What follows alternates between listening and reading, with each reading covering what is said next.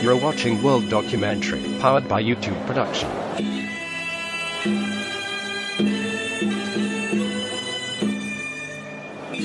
At his confirmation hearing with the Senate, President-elect Donald Trump's nominee for Secretary of State, Rex Tillerson, likened China's island building to Russia's annexation of Crimea from Ukraine, and added that U.S. should block China from newly built islands in the South China Sea. He said, "We're going to have to send China a clear signal that first, the island building stops, and second, your access to those islands also is not going to be allowed. They are taking territory or declaring control of territories that are not rightfully China's." We're going to have to send China a clear signal that first, the island building stops, and second, your access to those islands is also not going to be allowed. He added that China's actions were extremely worrisome, and the U.S. failure to respond has allowed them to keep pushing the envelope in seas that carry $5 trillion of trade annually. A naval blockade happened during the Cuban Missile Crisis.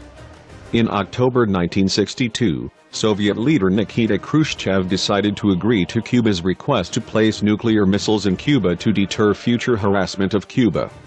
An agreement was reached during a secret meeting between Khrushchev and Fidel Castro in July 1962, and construction of a number of missile launch facilities started later that summer.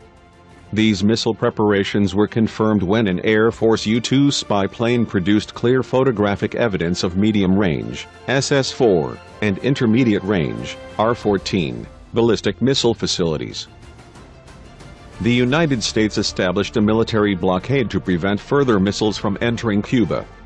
It announced that they would not permit offensive weapons to be delivered to Cuba and demanded that the weapons already in Cuba be dismantled and returned to the USSR.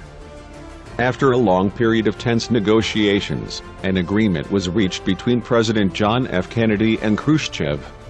Publicly, the Soviets would dismantle their offensive weapons in Cuba and return them to the Soviet Union, subject to United Nations verification, in exchange for a U.S. public declaration and agreement never to invade Cuba again without direct provocation. Secretly, the United States also agreed that it would dismantle all U.S.-built Jupiter MRBMs, which were deployed in Turkey and Italy against the Soviet Union but were not known to the public.